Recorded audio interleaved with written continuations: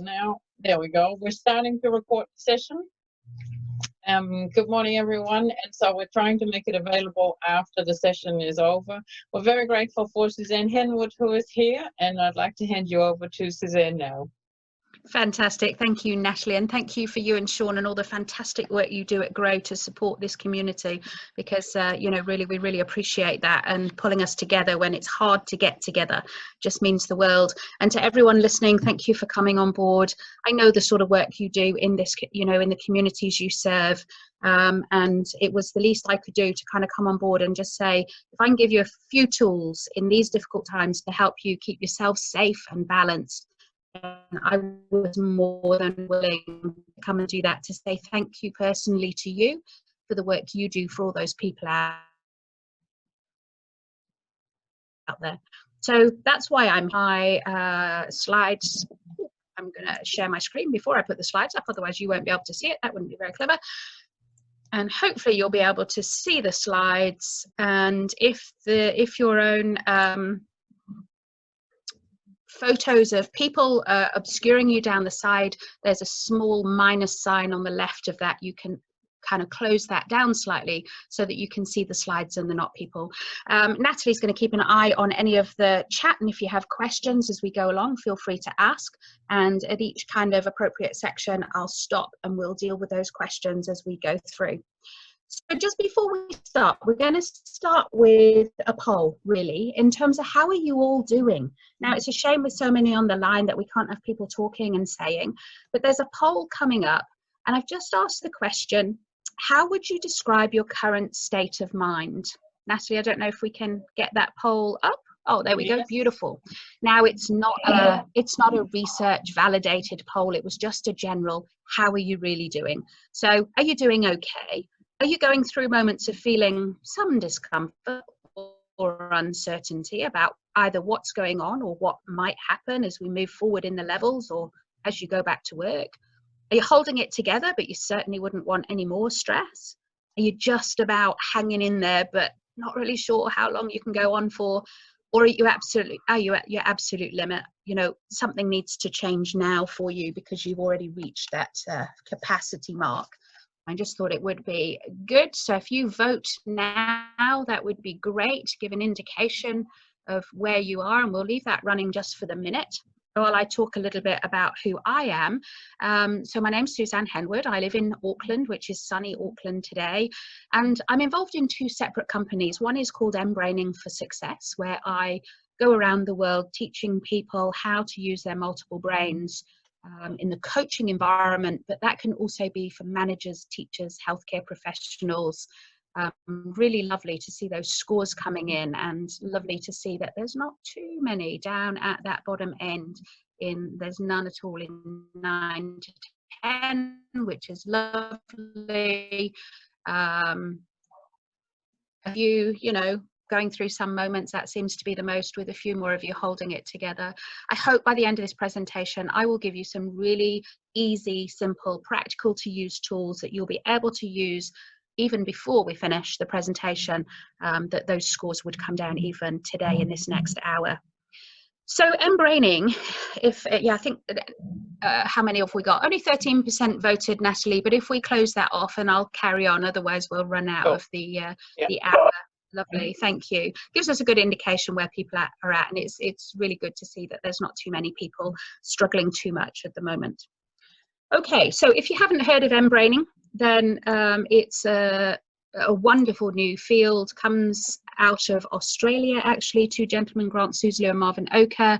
It's all evidence-based and neuroscience-based. So everything that I'm going to teach today has research behind it as to why it works and the fact that it does work. I'm not necessarily going to share all that research. I'm focusing on the practical skills. If you have any questions further down the line about the research behind it, just flick me an email and I can get that to you. Okay, so I think everyone here and globally at the moment would agree the world is changing. And I wonder who thinks it's changing faster now than it used to, even a decade ago. And do we all know somebody who is struggling to keep up with that pace of change? Many of us, and many of my clients and the companies I'm working with at the moment, are feeling unsettled right now. not sure how to keep serving others or how to care for ourselves and our families and our extended families and our communities and our colleagues, and the list goes on. It's like we're juggling too many balls. And we know that we can't escape the storm at the moment. It is what it is. It's not going to go away in a hurry. We know we still have the economic kind of crash forecast to come, and we know that the mental health crash is still to come. We're not going to be able to walk away from it. However, what I hope to do today for you is create or help you create your own safe space within the eye of the storm so that you can manage your own stress when it does arise. So these are just some of my favorite tools, I guess. I've picked my top 5. I could have picked others, and there are many, many more, and we've already given you one free resource ahead of this. I hope that was useful for you. I'm going to share a free website that's just been launched that's full of others, but I wanted to focus on 5 that you could really get a handle on today. So my top 5, one is around breathing. That won't come as a surprise to any of you that have heard me talk before. Second one, that's yawning, actually. That might be more of a surprise. Shaking and dancing, kind of wish we'd been able to leave the videos on to see that one. Mindful focus and gratitude, and then not in any real particular order. Gratitude, if I would have higher up if it was about preference, and favorite breathing would always be my number 1. So they're the 5 I'm going to share with you and just give you the how-to behind it and a little bit really about why it works. So number 1, breathing, always my top tip. I love this quote from Thich Nhat Hanh. Breath is the bridge which connects life to consciousness, which unites your body to your thoughts. We know anxiety in particular, as well as stress, has a lot of head-based overthinking attached to it. And if we can just bring our thinking and our body and our consciousness into a beautiful alignment, then we can start to get control over our stress response. And that's why I love embraining, particularly at master coach level, where we literally work physiologically with the body, especially the autonomic nervous system, which we connect with through breathing. So what is it about breathing then? Why is it so important? To meditate with mindful breathing is to bring the body and mind back to the present moment so that you do not miss your appointment with life. Any of you into neuroscience at the moment will be aware that the kind of old models of the brain structure have been kind of put aside, and the brain networks are really coming into their fore. And the default network, as we call it, is where our mind goes when we're not focusing on something specific.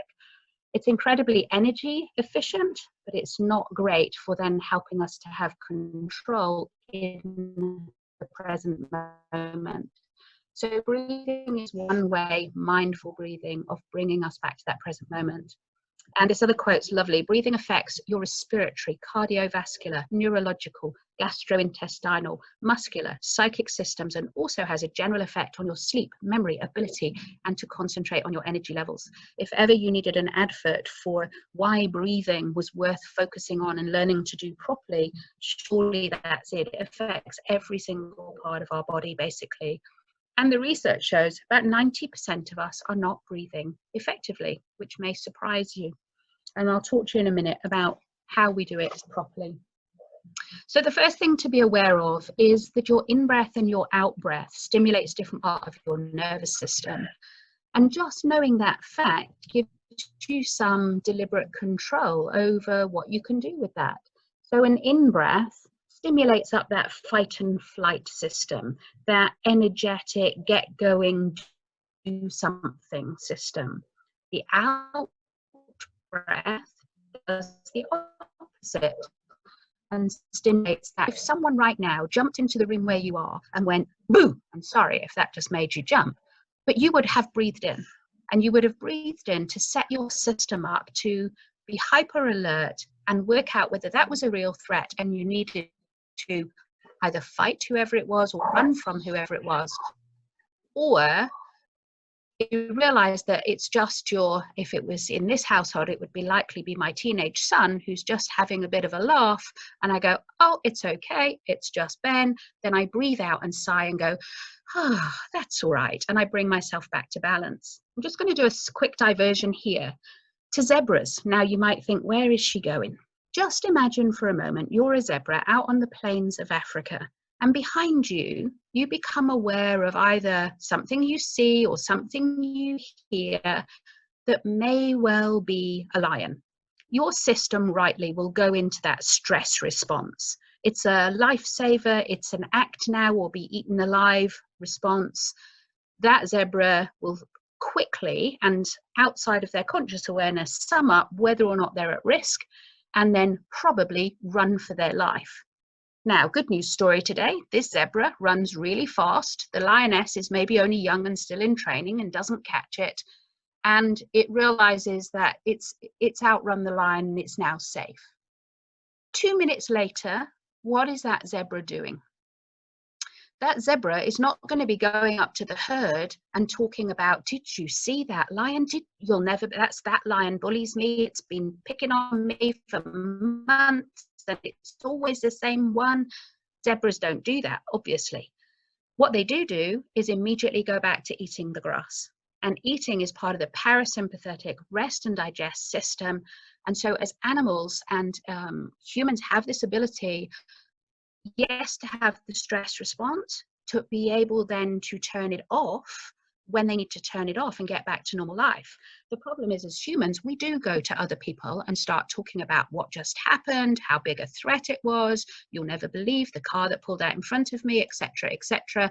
And we basically ramp up through our thinking and our head brains that stress response and keep it going over a period of time. And that then becomes problematic. Our bodies are not designed to handle stress on a long-term basis. And that's why in this COVID time, the training community is doing everything it can to help people not get into that chronic stress response, but actually to stop it before it gets that far.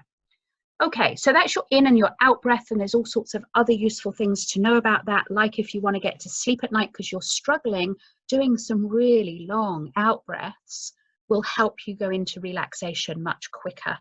On the other hand, if you want to go for a run, do a couple of really big in breaths, get your body ready for running and that more sympathetic fight and flight response. Okay, what we do within breathing in embraining is what's called balanced breathing. It's an even rhythm and it generates what we call a calm alert state. It is not designed to put you into relaxation, so it's great for work, for getting things done, for learning, for decision making. And it literally is what it says, an even rhythm. So the in-breath and the out-breath are the same length. And you can count them, or you can get one of those beautiful images to follow, or an audio prompt. I'm going to show you one image in a minute. And you just gradually, it won't happen within the first couple of breaths, become aware of your breath and then bring your breathing into an even rhythm. Within 2 or 3 minutes, that will start to balance your nervous system and bring you into this beautiful flow state of calm alert. That's why I love breathing and why it's always my number one. Linked to that, posture matters. If you are sat slumped over a computer, if you are a little bit fed up with life and kind of hunched over forwards, you are not going to allow your lungs to breathe in fully. And what we know is there's far more parasympathetic nerve fibers at the bottom of the lung field. So if you're not taking a big breath in, what we call belly breathing, then you're not stimulating that parasympathetic system. If you're breathing up high and your shoulders are moving and it's fast and it's shallow, then you're ramping up that sympathetic nervous response over time without even realizing it. So being aware of your posture, sitting upright, allowing your lungs to move easily, and also, particularly ladies, happens both ways, but particularly ladies, we've got a bit caught up in what we look like and not having a big belly. And actually we need to relax that belly so that when we breathe in, it does expand out, and that's okay. So maybe isolation is a great place to practice this because no one else will see your belly coming out, but it's a really healthy way of breathing, to let your belly come out as if you're blowing up a balloon in your belly while you breathe in, which is counterintuitive for some people. Okay, other quick bits about breathing. This comes straight out of HeartMath. Love the work of HeartMath. If you've not heard of it, go and check them out. HeartMath is an American research-based institution, nearly 30 years worth now, showing that if you hold a positive emotion as a feeling at the heart level, that hugely impacts on you bringing your system into balance and what's called your heart rate variability as well. Now, for some people, if they're very head-based, if you ask them how they feel, they will answer from the head, and you might even hear them say, oh, I think I'm quite happy today. This is not about that. This is about dropping your attention, your consciousness to your heart area and literally feeling a positive emotion in your heart itself. So something like appreciation, compassion, joy. You could describe it to someone else, the color, the shape, the feel, the temperature, whether there's any sound with it. And that, alongside the balanced breathing, is the fastest way of getting to your autonomic nervous system through your heart rate variability. Lots of people ask me, is it better to breathe through your nose or your mouth? Your nose is the answer, preferably in and out through your nose if you can. All sorts of reasons for that. Simplest at the moment is it's going to filter out any particles. It also changes the temperature of the air going in so that it's less of a shock for your lungs. It also slows down the breath, which stimulates you to take an even deeper breath. So nose breathing on lots and lots of levels is really good for you. Talked already about that breathing being with the diaphragm. So there's very few muscles within the lung fields themselves, or the ribs, the intercostal muscles, not very effective at the breathing process. We want to use that diaphragm and let it flow easily up and down. And it is a natural, easy, flowing breathing movement. It shouldn't feel forced. If you're trying to count to 6 on an in and an out, and you're feeling you're having to go 4, 5, 6, then it's too long, and just drop your numbers to a lower count in and out, and over time that will naturally build up. Okay, so they're the kind of hints about breathing, but let's have a go. Before we have a go, I just want you to feel into your body right now where you are and measure your own stress level, basically, where 1 is no stress whatsoever, you're happy, you're content, you're peaceful, you're joyful, whatever those positive emotions are for you. And 10, you're heading off the scale, you can't take any more, you can feel your heart racing, you're irritable, you're hyper responsive to people, those signs of stress. So just in your own mind at the moment, just give yourself a score, 1 to 10, maybe even note it down. I'm going to come back and remeasure it in a minute. There's no right or wrong, it just is what it is. It's really good to be aware of your body and how it is responding, because that will often give you the motivation to do something about it. Okay, having got your score, I'm just going to search on breathing GIFs on Google. This will come up for you. We're not going to do 10 minutes, but I do want you just to do a couple of minutes of this breathing so that you can feel for yourself how effective it is. So thinking of posture, before I start the graphic off, sit yourselves up straight, let your shoulders drop back slightly. If you curve the bottom of your back, your shoulders will naturally come back. Get your head resting beautifully and comfortably on the top, so you feel like you're not having to use any effort at all to actually hold your body up straight. And even as I'm beginning to talk, I want you to become aware of your breath. Are you breathing in through your nose or your mouth? And if you can swap it to your nose, then that's all good. Is the air warm or cool? As you breathe in, where in your body can you feel that extending to? Can you feel your shoulders move or the bottom of your ribs move? Do you feel your belly move easily as you breathe in, as that belly blows up? And as you breathe out, feeling the belly go down. And I'm just going to start this graphic off. If it's helpful, follow the graphic as a timer. If it's not, close your eyes and do your own natural rhythm. Some people love the graphic, some people find it a distraction.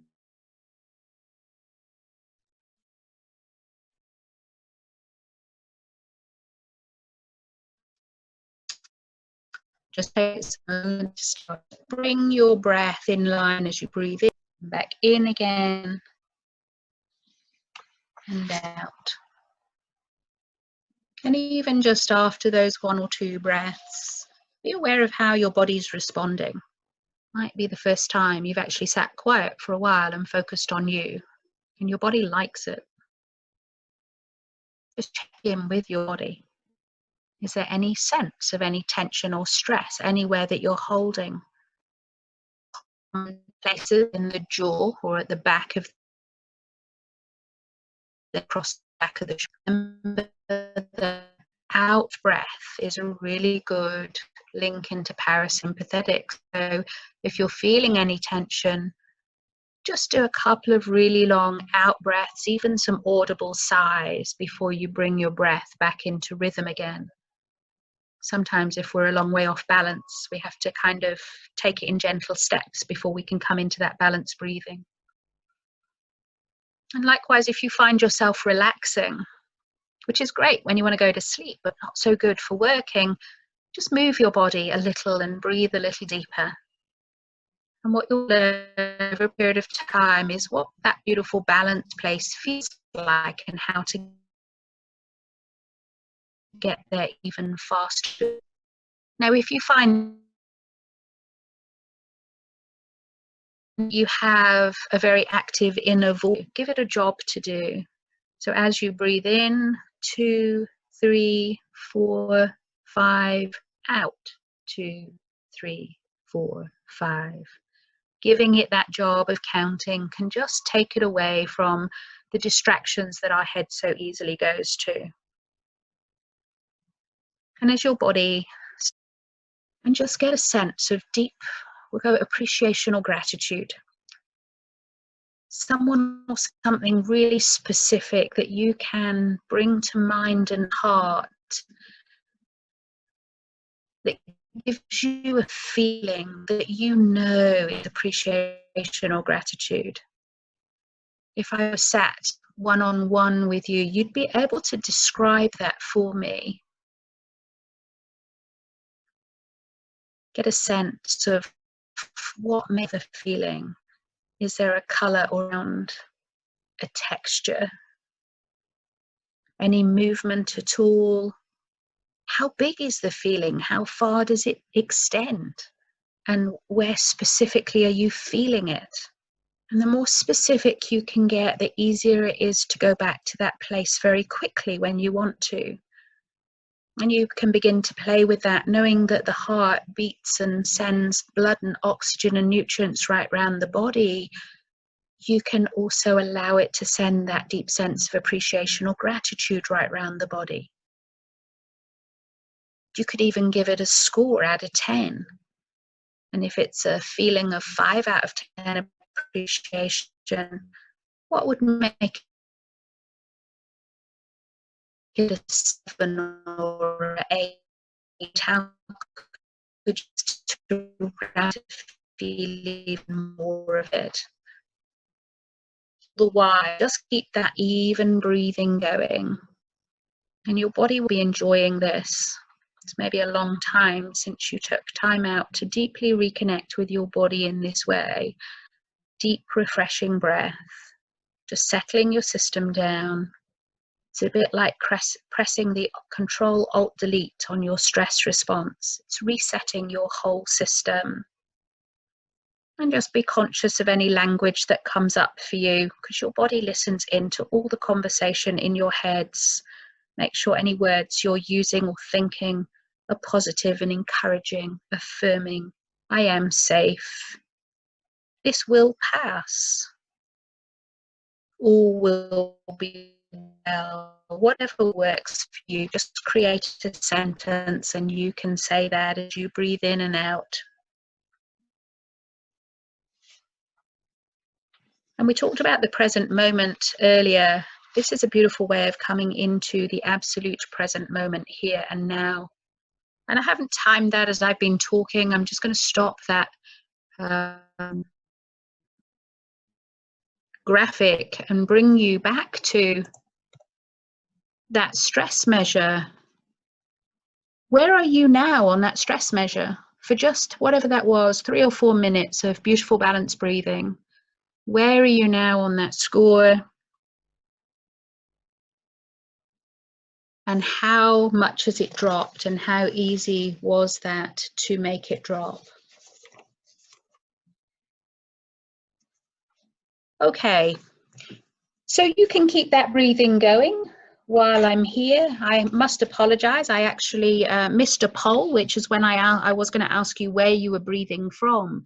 So, you know, just be aware of where you were breathing from and where you're breathing from now. Has it dropped it into much more of a belly breath, which is much more healthy? If you're aware of that high shoulder breathing at any point, thank your body for making you aware, and then drop into that beautiful balanced breathing. And generally, once you do this stuff regularly, and I recommend people doing it about 4 times a day to give good heart health. Just for 2 or 3 minutes is enough to have a huge impact on both your heart health and your autonomic nervous system. Okay, so Natalie, I'm going to stop there because that's the end of breathing, and say, are there any questions people are asking before we move on to the next one? Not any questions in particular. People are really enjoying it, and I see amazing how good this is, feeling relaxed, and people are having good scores. So that's wonderful to read, people.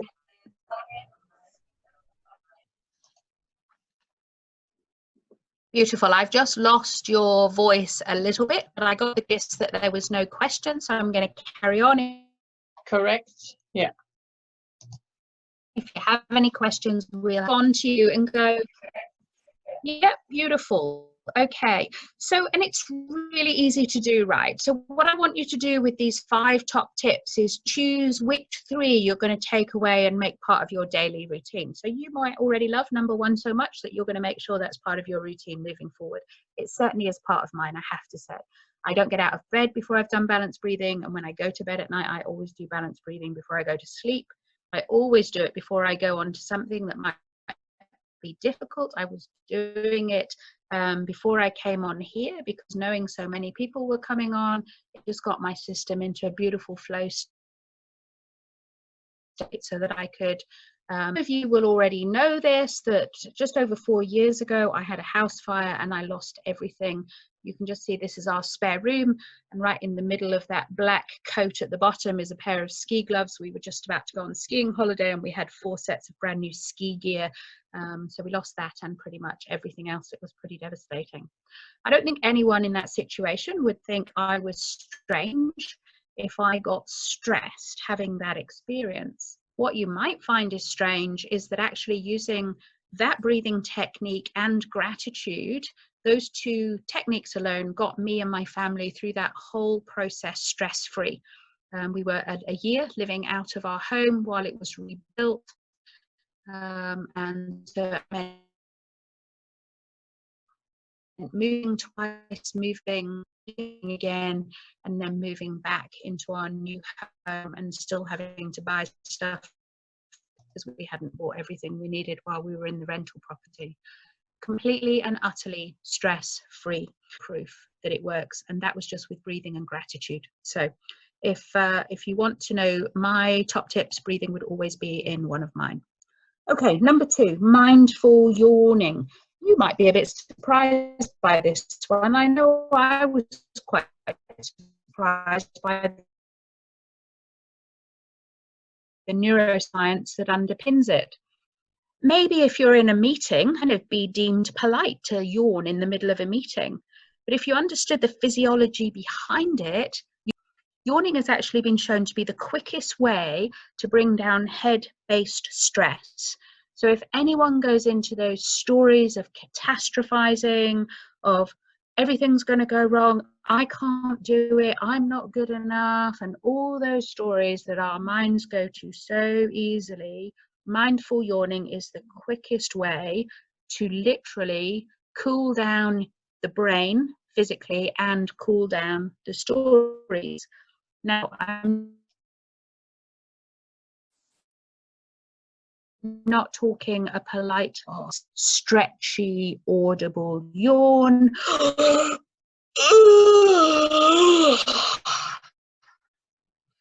Now, you might have had to have done that for the first time, pretending as if, mocking a mindful yawn. That's okay. Your body will begin to get the message. By the time you've done 2 or 3 of those deliberately, your body will take over and generate another 4 or 5. And as I say, it is absolutely the quickest to do all that decision making and thinking and just get back into a quieter headspace. Now, you do have to get over the embarrassment factor if you're with other people, but if your whole team know about it and they know what you're doing, then that's very easy to do. If not, moving and you're on your own at home, just being kind of confident to do that loud, outrageous, mindful yawning 5 or 6 times. And again, be aware at the start what's going on in your body, and be aware at the end how different your body is. So it's mindful yawning. I'm not going to go into more detail behind that. I think it speaks for itself. Any quick questions on that one, Natalie? Or Not pretty much straightforward? People are saying that dogs do it too, and even horses. But we did get a few questions on the breathing. Someone said, I can see that it says you're talking, but I can't hear you. Interesting. So,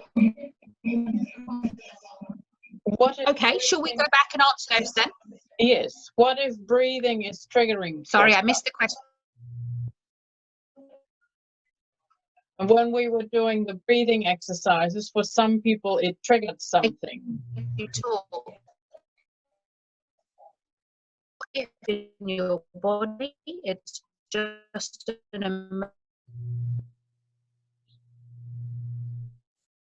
emotional reaction. And if you just allow yourself to feel it, let it pass, it won't, like, so the emotion comes up, how we feel about it, what we think about the feeling, and then what meaning we put on the thinking. And as soon as we're into that cycle, then we ramp up that response and keep those feelings going, and it becomes can become problematic. The other thing to be aware of, and this is a little counterintuitive and comes out of Deb Starner's work, is that for some people who have spent an awful long time in a stress response, however uncomfortable it is, it's familiar. And when you put your body into relaxation, it goes a little bit of a panic response. So in that moment, if that happens to you, just reassuring your body with all the beautiful words, a hand on the heart, a hand on the tummy, keep that beautiful breathing going, let your body know you're safe.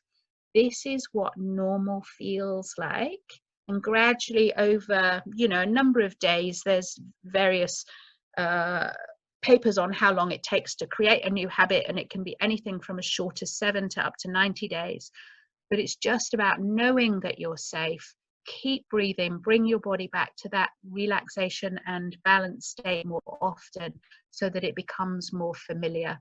And if at any point the breathing is stimulating something that's too intense for you, just come out of it. You can just stop breathing in a balanced way, mindfully, and go back to your normal self. But for some, relaxation or balance place is such an unusual feel that it creates a bit of discomfort initially. I have another question here from Linda.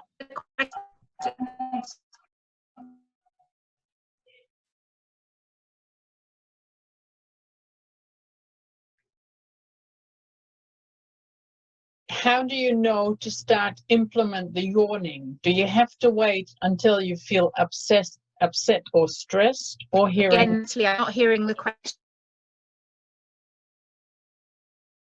Sorry.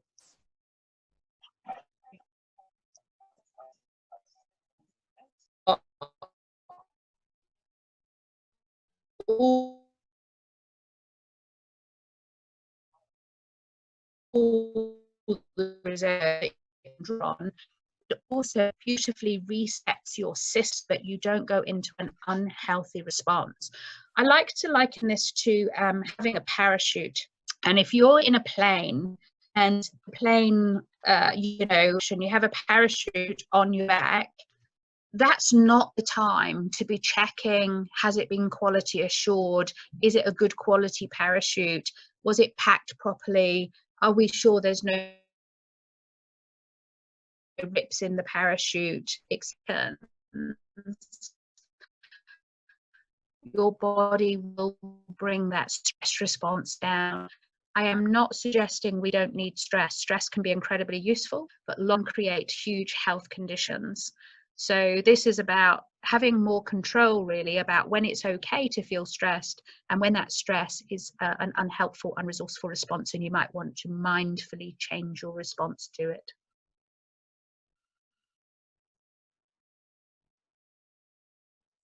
Okay, again, I can see you're talking and I'm not hearing. So I'm going to move on, and we can always come back to the end. And what I will do is go through that chat and answer anything that hasn't been answered if the sound's not going to pick up for us. So that's number one, breathe, balance breathing. Number two, mindful yawning, both very easy. I did say to you this was going to be easy skill sets. Number three, equally as easy, shaking. Now, we know that shaking is a natural, healthy response in animals and in humans. What happens if we don't allow our bodies to shake it out is we can physically hold on to those negative emotions at muscle level and in the autonomic nervous system. It can, again, feel a little bit odd. If you're in the middle of a board meeting, you might not want to get up and shake it out. You might want to go quietly. Just before we look at it in real life, this is a clip, obviously, of animals doing it, but same physiology. So it's an impala that has been caught. To all intent and purposes, it looks like life has ended for that impala. And in fact, in a moment, you're going to notice that that hunter lets go of the head. And as that says, just watch that head flop. And you would think the impala has already died. The impala hasn't died. It has gone into what's called the freeze response. Now, he's not going to give up his dinner very easily, even though there's a distraction coming. Eventually, he kind of has no choice and he runs off. Now, that impala lays for a good few number of minutes looking like it might have died. But you watch what happens to the breathing and where the breathing comes. It's a big, deep belly in-breath system that after a few big breaths, that impala comes out of the stress from the big belly breath. And then the impala will sit himself or herself up, himself presumably with horns, although I'm not sure of that. And look at the shaking. This is the natural physiological response that gets rid of that stress out of the body, so it's held in the long term. And anyone who's ever had shock, big shock, you will know that what happens is that you, through that moment of shaking, as humans, we can sometimes feel it's either a little embarrassing, a little bit odd, we ought to stop it, we don't want to respond like that, we want to look strong. Actually really healthy to let yourself shake it out. There's all sorts of therapies, highly recommend TRE, trauma release exercises, and all sorts of other therapies you can go to where they will work with you and your body at an autonomic level and somatic cellular level. And you don't even necessarily need to know what stress you're releasing from the body, but they literally teach you how to pull first aid. What I'd recommend you do, if you feel you're holding any stress in your body, put on some music at a really high level, something like Taylor Swift. Shake It Out is an ideal one because you can be saying it as well as dancing and shaking it out. Shut the door, close the curtains, pretend no one can see you, and literally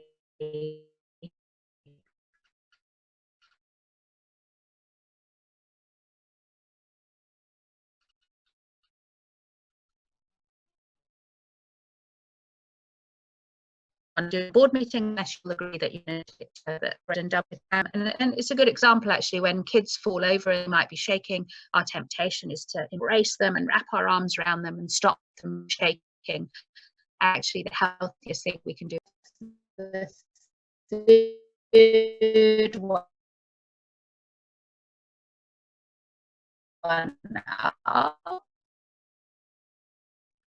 that picture there for look at mindful focus. What drew your attention from that picture? Back to the poll at the end of it. So number 4 is about mindful focus. This is where you take your attention on something very specific, and then you look at it in minor detail. Now, it can be pictorial, it can be something you're holding, something kinesthetic, it can be a sound. I put this picture up. This is, I'm very privileged, this is the view out of my office where I'm sat at the moment on a beautiful sunny day. Pick one object to look at. It could be one of those hanging baskets, maybe the colors in the water, maybe the deck, the wood deck bars, maybe the chair, whatever it is.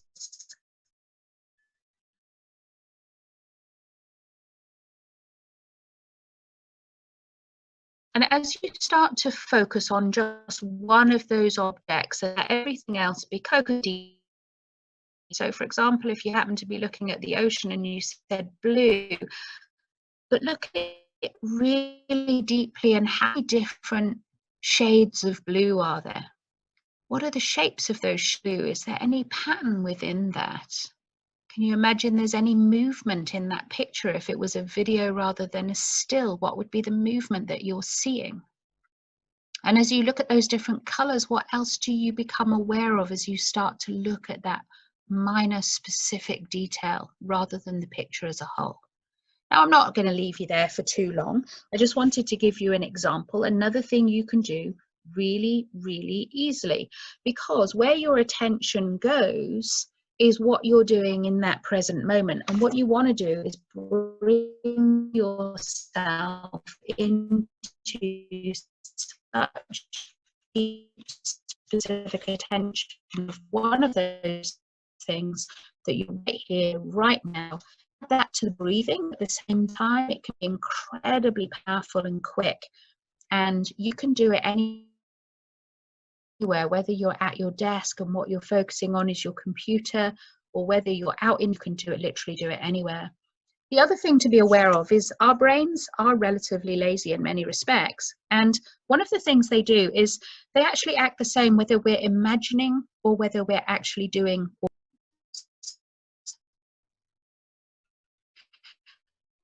So I leave with you number 4, mindful focus. It can be done in combination with the others, or it can be bringing you back into the present moment, calming down any stress response. And again, just letting your body know you're safe where you are can help you come back into that beautiful sense of stability. Another good way of doing mindful focus, especially if you're on the anxious scale rather than stress, so they are different.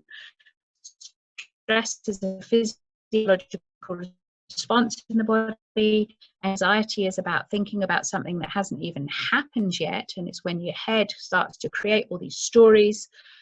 A great way of controlling those head-based anxiety moments is stopping, pausing. I would always say breathe first, a couple of really big long out breaths, and then stopping yourself doing whatever you're doing and focusing on 5 things you can see right where you are right now, and just naming them and a quick description of them again brings things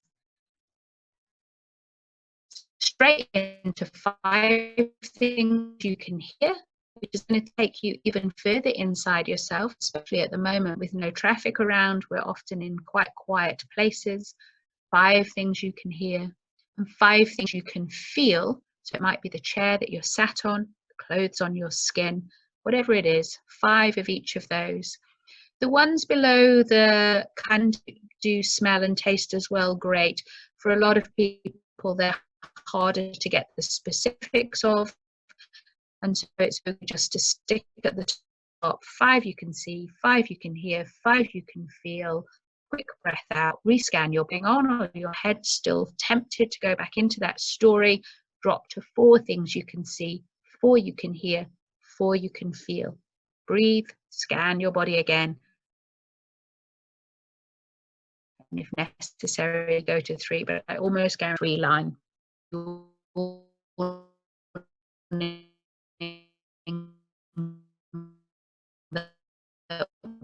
we've done as well as always show you some pictures in case you're not convinced yet as to why it's worth investing just a few minutes every few hours in your body by reducing your stress. This is a normal slice of brain tissue compared to a brain tissue itself has shrunk, it's changed color, it's just stuck with what we have. We can change them. We can't change the entire structure, but there are several areas where we can change the structure and the connections within our brains so that by practice and creating new habits, we can literally change how our bodies are wired, and change that stress thermostat, if you like, and come to a much healthier way of being. In terms of what stress is, I left the definition for later, but the definition I tend to like is a state of mental or emotional strain or tension resulting from adverse or demanding circumstances. Definition is we often associate stress with something negative or unresourceful, but stress can be any demanding circumstance that sets it off. So anyone who's had a newborn baby may have felt moments where they weren't sure if they were going to cope, when they were sleep deprived, and when they didn't know how to stop the baby crying. Should be a really happy event, but it's a demanding circumstance, and because of that, it can generate stress. Anyone who's got a job promotion, likewise, you think you should be celebrating and you feel a bit odd because you feel it's just a sign that you have been triggered outside of your kind of, I don't like the term comfort zone, outside of your familiar zone, and you are having to deal with these demands and learn how to deal with them. Stress is completely and utterly normal, and there are ways to work with it, obviously, which is what we're doing today. We're going to put up a poll in a moment to ask where you are on that curve right now, in terms of, are you right across to the left where you're well beyond calm and you're into kind of almost withdrawal, you know, speak to the hand, not even really with it. And of course we see that within workplaces. I think that's where people go when they're disengaged, if they've dropped off that end. Now, ironically with that is they've often got to that end by falling off the right hand side of the graph, where the stress has become so severe that they've gone well through breakdown and burnout and then gone into complete and utter withdrawal. So in the workplaces, when I teach leadership, I teach this graph around that sense of disengagement, because one of the key things to notice is it's a left-right potential movement. If you've got somebody who's in that freeze, which is what we saw in the Impala, the way to get them out of that, even if caused by stress, is actually creating a little bit of healthy stress. And that's what the Impala did. He breathed in deeply to stimulate a small, safe stress response that brought them back up into that beautiful central place where we want to be. So again, I'm certainly not trying to suggest that we want to reduce stress out of our lives completely, motivate us, but it is good to be able to control it when it goes a little bit outside of the normal stressful response into chronic stress, which is probably generated by our own response to it. Okay, so nice poll, current state of mind, lots of you doing okay, which is great. Some of you going, oh, that's the, sorry, Natalie, that's the first one, which is great actually to see that that has dropped from the first time we did it. So if we just go down to, if I can push it down, here we go. So for you at the moment in COVID, where are you spending most of your time? 35% of you, just over a third in the calm bit to the left, which is lovely. Another great chunk of you stimulated and energized, which is great in eustress. That's where you want to be, that dance in eustress, where you manage the demand and you keep yourself in that beautiful place. A few of you heading over to the right hand side. So, you know, for that quarter of you, kind of getting up to over a quarter, I would say to you, absolutely commit to picking up 2 or 3 of the tools from today and commit to doing them on a regular basis, 4 times a day. whether you set an alarm on your phone, whether you put a note on your fridge, whether you commit to someone else to ring you to say, have you done it? And kind of in groups, teams, encourage each other to do it. Really, really, really, it's important to get out of that distress and back into eustress. So I recommend everyone do it and pack their parachute. But for that quarter of you, 36 of you at the moment, into that distress, set yourself an absolute commitment for you, because you're worth it, to make sure that you do these one or other of these tools 4 times a day. For the 6 of you who are well down the line into distress, I'm going to say at the end, one of the places you can get hold of me is through the Healthy Workplace. At the Healthy Workplace, we have a group of coaches who are willing to offer for cohort at the moment. So go onto that website, and I'll give you that at the end. Book yourself some sessions with those coaches, only what you can afford. That's our way of supporting people at the moment in COVID distress, because there's no easy way of saying it, but that is going to have an impact on your health, and you want to make sure you tackle that now and not let it last for months down the line. Thanks, Natalie, for that. Oh, that's great.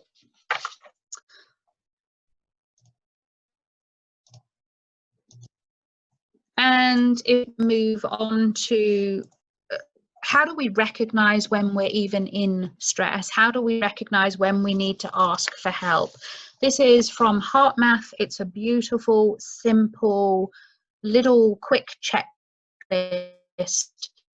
And basically, you go down that list, and if you can tick any of those, yeah, I'm a bit irritable, definitely lost my sense of humor, no, not doing worrying, that's okay, maybe eating a little bit unhealthy, a little bit too much, actually, yeah, I'm a bit forgetful.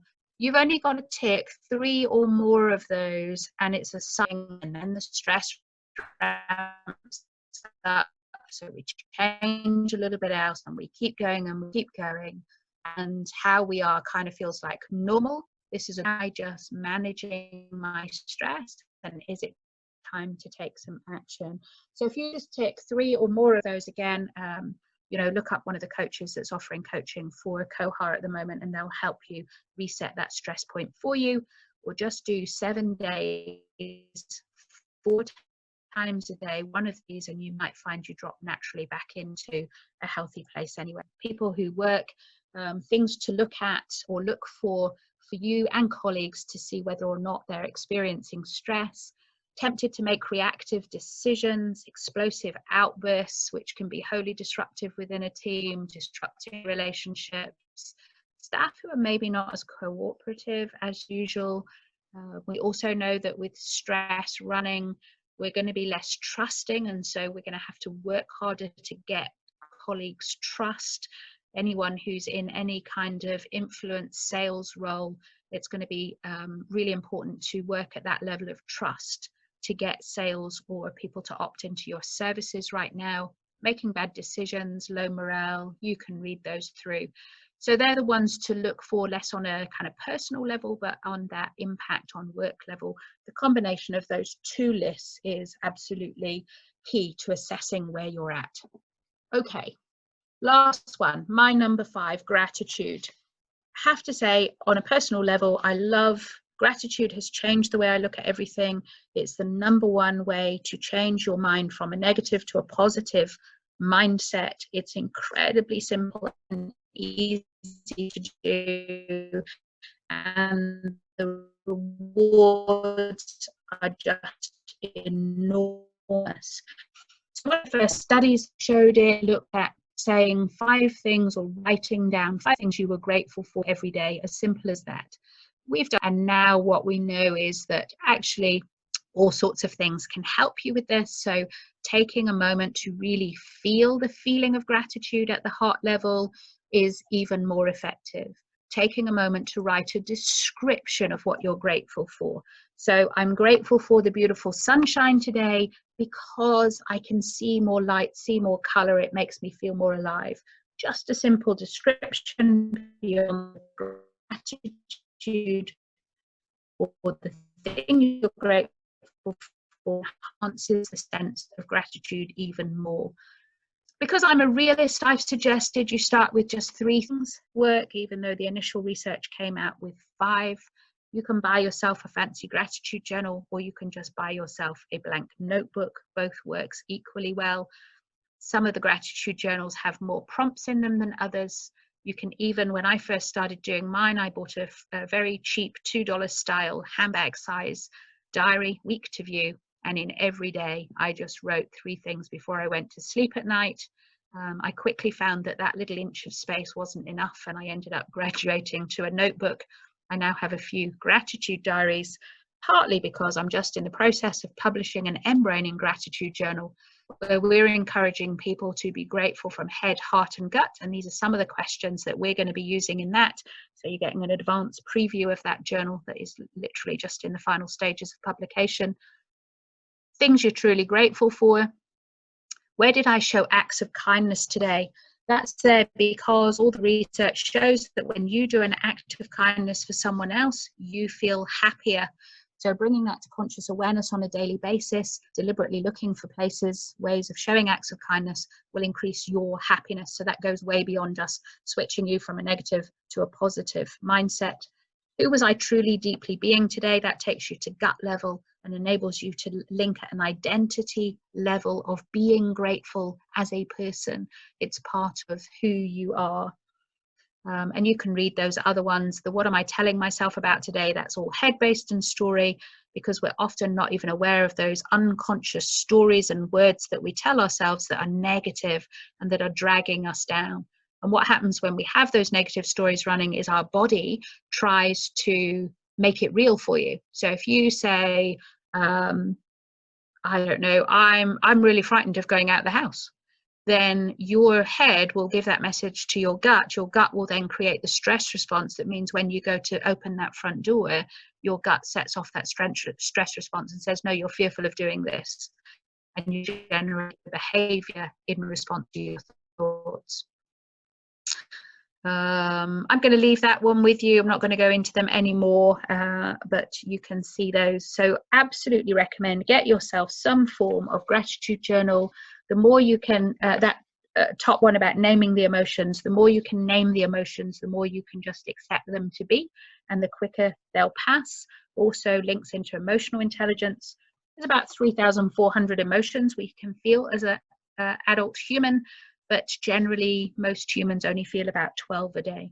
So it's really good to actually feel into your body, feel what you're feeling and name it and get really specific about it. Often we can say we're stressed when actually it's not stress, it's frustration, or it's anger, or it's irritation, or some other word, sadness maybe, hurt. So naming the emotions can be really healthy and just grow your emotional intelligence over time. Okay, in terms of the research for gratitude, these are just some of the benefits. If I haven't convinced you already that it's a really easy way. One, it shifts your focus so you see things in a positive way. It literally rewires your brain to be more positively orientated. Naturally, we're negatively wired as human beings. It's a safety feature, but we can change that to be more positive and outward looking in our approach. Boosts feelings of satisfaction, happiness and well-being. I think lots of us want that at the moment. Reduces those fears on the inside.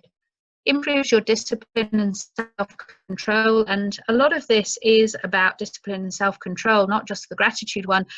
If I tell you that I have just developed the best ever painkiller for headaches, it gets rid of it 100% of the time. All you have to do is take one pill every 4 hours. You know that's not going to work if you don't take the pill. I've told you 5 tips for managing stress today. Exactly the same applies. You now know the knowledge is there, but if you don't do these things in your life every 4 hours, then you're not going to see the benefits that I claim can happen. So it's about how do you take this knowledge at a head level, put a desire at heart level so you want to do it, and then attach your gut so you make sure you do it. And we talked about some of those things you can do, that is setting an alarm on your phone, being accountable to someone else, putting messages around.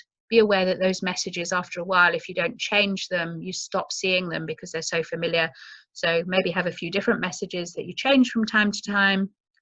But whatever, I really encourage you, especially if you're in those higher ends of the scoring and the graph, make sure you commit and you do this on a regular basis, because that's when you see results.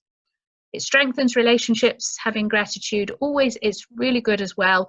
To think of somebody else you're really grateful for and let them know.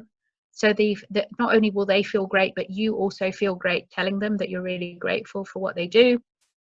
It helps us to help others. We've seen lots of beautiful examples of that within COVID.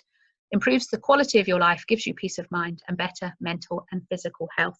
So I think there's more than enough there to justify why it's worth just doing once a day, whether it's morning, evening. You can do it both of those if you like. You can add it into your spiritual prayer practices if you like. You can do it while you do your breathing. But I really recommend, if I was to say to you which two would I absolutely recommend you go away with, it would be breathing and gratitude. And I guess that shows my bias, because it's got me through some really difficult times in life. Okay, this has all been an event for Grow. Thank you again to Grow for putting it on, giving me the platform to talk about what I'm passionate about. And what Grow's passionate about is supporting you, keeping your energy, your fuel tank on full through these difficult times so that you can be safe in that eye of the storm. I promised you I'd share with you a new website. It's only gone up a week ago. I have linked forces with MBIT coaches and MBIT trainers around the world because of COVID, and said, how can we serve the world at the moment? We've created this new website, embrainingtheworld.com, which is full of free advertising, free resources to help you manage your stress, your mood, your state over these difficult times. You'll see no advertising whatsoever. You don't have to give your email to become part of it. It is just a gift to the world from MBIT coaches and MBIT trainers who really care about people who are doing a great job like you out in the real world. And that's me. If you want to get in touch with me, there's a few ways of doing it. You can come to me through the Healthy Workplace. And if you're interested in finding a coach for COVID for COHA, that's where you'll find that link at thehealthyworkplace.com. Notice that the Healthy Workplace has got hyphens between it, or you could email me direct and I can put you in touch with a coach. And we have coaches globally in that group ready and willing to help you. If you're interested more in embraining, then it's my Embraining for Success site. And again, feel free just to email me individually. Huge thank you to all of you for being here, for sticking with me for the time, and for Grow for doing what they do. I'm going to stop sharing my video, come back to you. I realized I didn't do the last poll. I'm sorry. I was going to ask where your fuel level was, best laid plans and all that. I had them ready and I haven't used all the polls. Any questions that have arisen as we've gone through? Feel free to unmute yourself and ask the question in person if you like. I think there was a really interesting question from someone saying, really appreciate those strategies, but how do you convince others, in particular young people, when they don't really believe in those strategies, like the breathing and being mindful? How do you get those on board? Depends on them as a person, right? So if they're a very head-based person, it might be the research or the evidence that convinces them. If they're much more of a feeling experiential person, then it's a way of just saying, look, just give me 2 or 3 minutes, give it a go. And if it doesn't work for you, that's fine. But give them an experience of feeling it. So it really depends on the person that you're talking to. I think one of the biggest convincers really is getting them to appreciate how they feel right now. And then it can sound really harsh, but actually saying it's a choice. Do you want to stay feeling as you are right now? Or do you actually want to do something that, even if it only might work, it's not going to cause any damage? Is it worth trying something else to get you unstuck? Cool.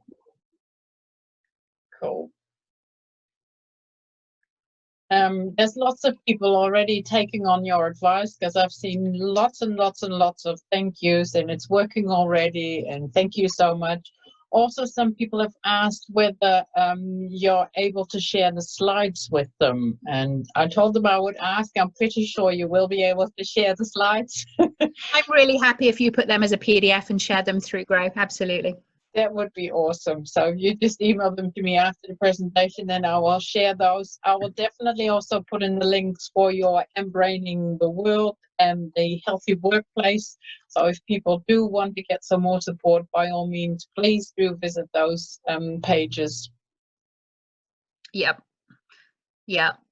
And, you know, I know we're all really strong and we're all really capable. And, you know, we all think we'll just deal with one more ball to juggle and we'll just deal with, but please invest in yourselves. Yes. It's only a few minutes, a few times a day, and it will make such a difference. Yeah.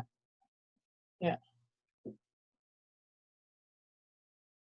The efficacy with children is someone asking. Yeah, it's all of those things you can do with children. With children, what I would do with a child, and I often get children coming to me with their parents for coaching, I encourage them to lay on the floor with their favorite toy, put their toy on their tummies, so I don't explain any of the physiology, and I just see if they can make their toy go up and down. And I encourage the parent to do it with them, so it becomes a natural process. It's a great one to do at the end of the day when you're, you know, tucking little ones into bed. And also the gratitude, you can do that really well either over a meal table or at the end of the day. Or the other lovely one with gratitude with kids, they love glitter and stickers and color and ribbons. Get them a clear glass jar and allow them to decorate it so it becomes their gratitude jar. Mm. And you can make one for you as well. And every time, every day, you know, a little scrap of paper or a post-it note, get them to write or draw what they're grateful for, put it in the jar. And then when there's a quiet moment over a meal, just go back through that jar and remind them of what they're grateful for that week. So all of these translate really well with just a little bit of creativity into being useful for children. Fantastic. I see we're 10 past 11 already. I know, I'm sorry, just slightly over, but it wasn't too much over the hour. Not at all, and I'm sure we can talk about this all day long because it is a very interesting topic and very useful for quite a few people. Still, people are coming in the chat box saying, thank you so much, really enjoyed this, I will use those techniques. So thank you very much, Suzanne, and thanks everyone for joining us today. As I mentioned, I will try to put the recording up on YouTube as well as Facebook and share the links, and we'll send you an email later today also with the presentation. But a huge thank you to Suzanne. Thank you very much, everyone. My absolute pleasure. Stay safe and look after yourselves, because then you're there to help others. Bye for now. Bye.